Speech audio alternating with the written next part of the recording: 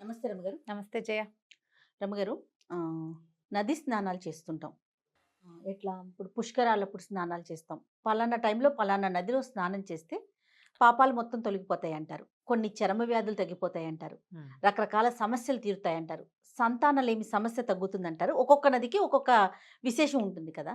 నిజంగా అలాంటివి జరుగుతుందంటారా? ఆ టైంలోనే చేయాలని కూడా చెప్తుంటారు. కొన్ని రోజుల్లో ఈ నదిలో స్నానం చేస్తే ఇవి తొలగిపోతాయి అనేది. నిజంగా అంటే దానికి ప్రామాణికం ఏముంటుంది జయ? నమ్మకమేనా? నమ్మకమే. ఇప్పుడు ఎవరో ఒకళ్ళు సముద్ర స్నానానికి వెళ్ళాం, ఆ తర్వాత కడుపు పండింది, పిల్లడు పుట్టాడు అని చెప్తారు. బోళ్ళంత మంది వెళ్తారు. మరి అందరికీ వచ్చేయాలిగా ప్రెగ్నెన్సీలు? రావు, కొంతమందికి వస్తాయి. ఆ ప్రాప్తం ఉన్న వాళ్ళకి అలా కుదురుతుంది. కార్తీకంలో నది స్నానం, మాఘంలో నది స్నానం, పౌర్ణమి నాడు సముద్ర స్నానం, తర్వాత వాపి కుప తటాకాదుల్లో స్నానం చేస్తేనే మంచిది అంటే. మంచి ఏమిటో చెప్పు అంటే, ఇప్పుడు ₹1 పక్కన ఇంకో రూపాయి పెడితే ₹2 అని చూపించినట్టుగా, బియ్యం గడి పొయ్యి మీద పెడితే అన్నం వచ్చేసినట్టుగా మంచి కనపడుతుందా మనకి? కనిపించదు కదా. మనకు జరిగిన దాన్ని మనం మంచిని ప్రచారం చేసుకుంటాం, లేదా జరిగినా జరగకపోయినా అది పెద్దవాళ్ళు చెప్పారని చేసేస్తాం కొన్ని కదా. నమ్మకంతో చేస్తాం.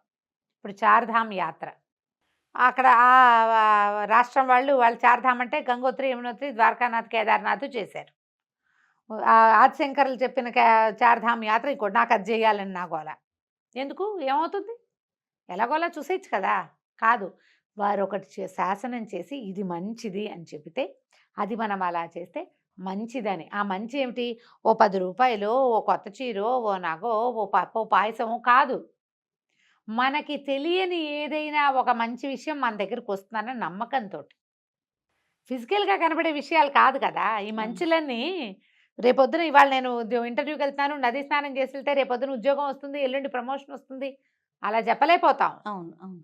కాకపోతే మనలో మనకి ఒక ఆత్మసంతృప్తి కలుగుతుంది. నమ్మికతోటే చేస్తాం. చార్ధామ్ యాత్ర చెప్పే కదా ఇదివరకు మనం. అవునండి. ఒకసారి మళ్ళీ చెప్దాం, మళ్ళీ కప్పుకొని ప్రశ్న ఇదికండి ఆ జనాలు. మన దగ్గర వీడియోస్ ఉన్నాయి, చూడొచ్చు, లేదా ఇప్పుడు చెప్తాను ఒకసారి. మొదట చూడవలసింది పూరి. తూర్పు నుంచి మొదలు పెట్టుకురావాలి, సూర్యుడితో పాటు వెళ్తాం తూర్పు. తర్వాత దక్షిణాన ఉన్న రామేశ్వరం, తర్వాత పడమటన ఉన్న ద్వారకాధీశుడు కృష్ణుడు, ఉత్తరాన ఉన్న బదరీనాథుడు. ఈ నలుగురిని చూస్తే చార్ధామ యాత్ర పూర్తవుతుంది. భారతదేశాన్ని ఇట్లా చూస్తాం మనం. సూర్యుడితో పాటు అంటే ఇప్పుడు గడియారంతో పాటు వెళ్తాం అన్నమాట. ఇలా చూస్తే మనకి చాలా విశేషమైన ఫలితం లభిస్తుంది అని చెప్తారు. బాగుంది కదా. ఇప్పుడు ఆ ఫలితాలు కానీ, నదీ స్నాన ఫలితం కానీ నమ్మికతోటి చేసేవాడికి ఫలితాన్ని తప్పకుండా ఇస్తాయి. ప్రతిసారి చెప్పుకున్నట్టే, కావలసింది కాదు రావలసిన ఫలితం రానే వస్తుంది. లేదా ఫలానాదేదో బ్రహ్మాండం బదులై పడలేదు మన మీద. ఒక నదిలో అంటే ప్రతి నదీ స్నానం నదులు ఎక్కడెక్కడెక్కడెక్కడి నుంచో వస్తాయి కదా. అవి పుట్టిందే ఒక పవిత్రమైన చోట. అవును. ఇన్ని ప్రాంతాల మట్టి మీద నుంచి ప్రవహించడం వల్ల ఎంతో కొంత మెడిసినల్ వాల్యూ ఉంటుంది. ఖచ్చితంగా అది మనకి లభిస్తుంది మనకి శరీరానికి. తర్వాత ఈ రకరకాల సాయిల్స్ మీద నుంచి రావటం వల్ల, దాంట్లో నుంచి వేగం వల్ల, వడి వల్ల విసురుగా వస్తాయి, ఉధృతంగా వస్తాయి నదులు. వాటి వల్ల ఆ నీళ్లలో ఉండే కరెంట్స్ కూడా, అంటే విద్యుత్తు, ఈ మనం వాడుకునే విద్యుత్తు కాదు, వాటర్ స్పీడ్ వల్ల వచ్చేటువంటి విద్యుత్తు కూడా మన శరీరంలో ఉన్న విద్యుత్తుకి కొంత సహాయం చేస్తుంది. మన బాడీలో కూడా ఒక వడి ప్రవహిస్తూ ఉంటుంది కదా, రక్తం. అవును. ప్రత్యేకమైన ఇది ఉంది, 120/80 ఉండాలి. అవును. 110/60 ఉన్నా చాలంటున్నారు ఈ మధ్య. అవును. అది స్పీడ్ ఎక్కిపోకూడదు, దిగిపోకూడదు. దిగిపోతే లో బీపీ, ఎక్కిపోతే హై బీపీ, హైపర్ టెన్షన్ కూడా అవుతుంది. సమానమైన వడిలో ఉండాలి అది. ఈ నీటి ఉధృతి, నీటిలో ఉండేటువంటి కరెంటు ఈ మన బాడీలో ఉన్న కరెంటుని సెట్ చేస్తుందట. ఇప్పుడు అది ప్రకృతి పరంగా జరిగేది. ఇది కూడా నేనేమైనా సెట్ చేసుకున్నాను ఈ బ్లడ్ ఫ్లోని? మనం ఏం చేయలేదు కదా. ఆ ఫ్లో ఈ ఫ్లో కలుస్తాయి. దానివల్ల ఏమిటంటే ఒక పాజిటివ్ ఎనర్జీ ఏర్పడుతుంది శరీరంలో. ఈ మంచి చాలు మనకి. రేపొద్దున స్వర్గప్రవేశం లభిస్తుందా, స్వర్గద్వారాలు తెరుచుకుంటాయా, మన పాపం అంతా పోతుందా, అవేం తెలీదు మనకి. కాకపోతే పాప ప్రక్షాళన జరుగుతుంది అన్నమాట మనం పురాతనంగా వింటూనే ఉన్నాం. పుణ్య నదులలో స్నానం చేస్తే పర్వదినాలు ఏ పర్వదినాల్లో పుణ్యనది స్నానం మంచిదని పెద్దలు చెప్పారో మనకి శాస్త్రాల్లో పురాణాల్లో చెప్పబడిందో అది చేయటం వల్ల మంచిది. తర్వాత మన ఏమంటారు పౌర్ణములు పలానా తిథులు కాకుండా పుష్కర స్నానం పుష్కరాల్లో చేయటం. సంవత్సరం అంతా పుష్కరుడు నదిలో ఇలా మధ్యాహ్నం వేళలో ఉంటాడు. అంటే ఆ వేళలో చేసినా కూడా మనకు ఆ ఫలితం లభిస్తుంది. దీని మీద ఒక చిన్న కథ చెప్తాను చేయాలి. పార్వతీ పరమేశ్వర్లట ఒకసారి భూలోక విహారానికి వచ్చారట.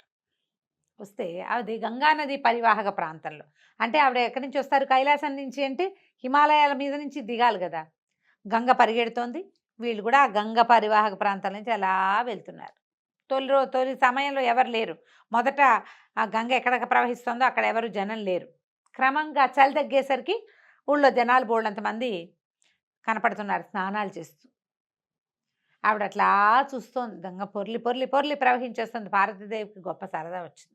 ఆవిడ అడిగింది, ఏమండి గంగానదిలో స్నానం చేస్తే ఏం ఫలితం చెప్పారు అని అడిగితే పాప ప్రక్షాళన అవుతుంది అన్నాడు పరమేశ్వరుడు.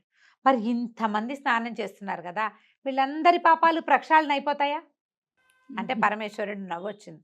అవుతాయి అయిన వాళ్ళకి. మరి అన్నమ్మ వాళ్ళు పాప వచ్చి స్నానం చేస్తారు కదా, వాళ్ళందరి పాప పంకిలాన్ని గంగే మోయాలి కదా, అంతేగా. మరి వీళ్ళు పాపాన్ని ఎట్లా పోగొట్టుకుంటారో దానికి ఇంకో మార్గం ఉందన్నాడు పరమేశ్వరుడు. అసలు వీళ్ళ పాప ప్రక్షాళన అవుతుందా లేదా అనేది ప్రథమ ప్రశ్న. గంగాదేవి ఏం చేస్తుంది అనేది వేరే క్వశ్చన్. పాప ప్రక్షాళన అవుతుందో లేదో చూడాలి, ఎట్లా తెలుసుకోవాలి? సరేదా, భూలోకంలోకి వెళ్ళి తెలుసుకుందామని ఆవిడని తీసుకుని గంగానది దగ్గరకు వచ్చాడు. వృద్ధ బ్రాహ్మణుడు బ్రాహ్మణి రూపంలో అందరినీ మెల్లిమెల్లిగా ఆవిడ ఇంటర్వ్యూ చేస్తుంది. ఆయన ఏం చేసేటానికి వచ్చావు అంటే, మా నాన్నకి పిండం పెట్టడానికి వచ్చానంటాడు, మా అమ్మకి పిండం పెట్టడానికి వచ్చానంటాడు, తర్పణాలు విడవటానికి వచ్చానంటాడు ఒకడు. ఈ నెల స్నానం చేయాలండి, గంగలో స్నానం చేయాలంట, మా ఊరు పురోహితుడు చెప్పాడు అందుకని వచ్చానంటాడు ఇంకొకడు. ఒక్కొక్కళ్ళు సరదాగా వచ్చారు, స్నేహితులతో వచ్చారు, వ్యాఖ్యాలకు వచ్చిన వాళ్ళు, సాయంకాలం తిరగడానికి వచ్చిన వాళ్ళు, అందరూ స్నానాలు చేస్తున్నారు, బయటకు వస్తున్నారు. ఒకళ్ళు చెప్తారు కదా, పాపం పోతుందని స్నానం చేయడానికి వచ్చామని చెప్పేవాళ్ళు చెప్తారు. సరే, ఇంతలో ఏమైంది, పరమేశ్వరుడు కూడా వృద్ధ బ్రాహ్మణ వేషంలో ఉన్నాడు కదా, నీళ్ళల్లోకి దిగి పరిగెత్తుకుంటూ వెళ్ళాడు. నీళ్ళల్లోకి గబగబా ఉత్సాహం వస్తుంది, నీళ్ళు చూసేసరికల్లా క్షణంలో నీళ్ళలో జారిపడిపోయాడు. ఆవిడ కేకలు పెట్టింది పార్వతి, అయ్యో అయ్యో అయ్యో నా భర్త కొట్టుపోతున్నాడు అని. కొంతమంది పరిగెత్తారు ముసలాయన్ని రక్షించడానికి. బాబు ఎవరు పాపం చేయలేదో వాళ్లే పట్టుకోండి నాయన, లేకపోతే కుదరదు నాయన, మా ఆయన మునిగిపోతాడు అని చెప్పేసరి కదా సగం మంది తగ్గిపోయారు. ఇంకా కొంతమంది అయ్యో అయ్యో ముసలాయన నన్ను వెళ్తున్నారు, అస్సలు పాపం చేయని వాడే ముట్టుకోవాలి నాయన, పాపం లేని వాడు పట్టుకుంటేనే సరిపోతుంది, లేకపోతే నా భర్త నీ చేతుల్లోనే చచ్చిపోతాడంటే మిగిలిన వాళ్ళంతా ఆగిపోయారు. ఒక్కడు మాత్రం పరిగెత్తుకుంటూ వెళ్ళి నీళ్ళలోకి దూకాడు. ముసలాయన్ని పట్టుకున్నాడు, లాక్కొచ్చాడు, పైకి తీసుకొచ్చాక చుట్టూతా జనం అంతా చేరారు.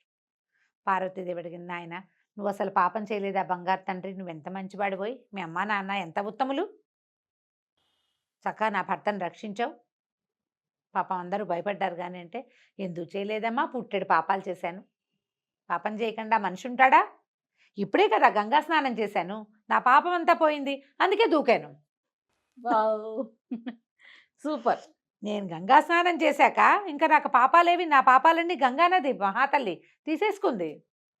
స్నానం చేసి పైకి వచ్చా ఆయన పడిపోయాడు, వెంటనే రక్షించాను, నేను ఏ పాపము చేయలేదు, నా పాపం అంతా గంగకు సమర్పించేశాను నేను. పరమేశ్వరుడు కళ్ళు తెరిచి పార్వతిని చూసి నవ్వాడు. ఎవడు చిత్తశుద్ధితోటి నదీ స్నానం చేస్తాడో, ఈ చేసిన స్నానం నా పాపాన్ని ప్రక్షాళన చేస్తుంది, నా తప్పుల్ని కాస్తుంది, నన్ను రక్షిస్తుంది, నాకు ఆరోగ్యాన్ని ఇస్తుంది అని నమ్ముతాడో వాడికి లభిస్తుంది. ఏమో చెప్పారు చేస్తున్నావు అంటే రాదు, మనకి నమ్మిక ఉండాలి. నువ్వు నమ్మికతో చేసేది ప్రతిదీ ఫలితం. వాళ్ళు చేశారు వాళ్ళకు వచ్చింది నాకు వస్తుందేమో కాదు, నేను చేస్తున్నాను నాకు వస్తుంది, నేను నమ్ముతున్నాను అని చేస్తేనే వస్తుంది. ఎవరైనా చేస్తుంటే చూసేవాడికి రాదు. నా ప్రశ్నకి ఎంత చక్కగా చెప్పారు రమ్మగారు, అది స్టోరీ రూపంలో. ఆలోచించండి. కరెక్ట్. ఇప్పుడు అందరూ చేస్తున్నారని మనము చేస్తాం, చెయ్యాలి కాబట్టి చేస్తాం. త్రికరణ శుద్ధిగా చేస్తేనే పూర్తి ఫలితం నీకు లభిస్తుంది. నీకు నమ్మకం ఉండాలి ముందు. నమ్మకం ఉండాలిగా. ఖచ్చితంగా. నమ్మకం ఉండి చేస్తే లేకపోయినా మీకు కొన్ని లభిస్తాయి. ఉమ్, నదీ స్నానం వల్ల ఆ కరెంట్స్ మీ శరీరానికి అదే అదే. ఉపయోగపడతాయి. కొంత ఆరోగ్యం వస్తుంది, కొంత సరదా వస్తుంది. నీళ్ళలో దిగి స్నానం ఉత్సాహంగా చేయటం వల్ల ఉంటాం. ఉత్సాహం అవన్నీ వస్తాయి. కానీ నదీ స్నానం వల్ల ఏది లభిస్తుందని శాస్త్రాలు ఘోషిస్తున్నాయో అది మీరు నమ్మితేనే వస్తుంది. నమ్మి ఆచరించండి. ఏదైనా సరే ఉత్తమ క్రియాచరణ ఎప్పుడు కూడా నమ్మకంతోటే చేయాలి. అప్పుడు అది ఫలిస్తుంది. సూపర్ అండి. నమస్తే రమ్య గారు. నమస్తే.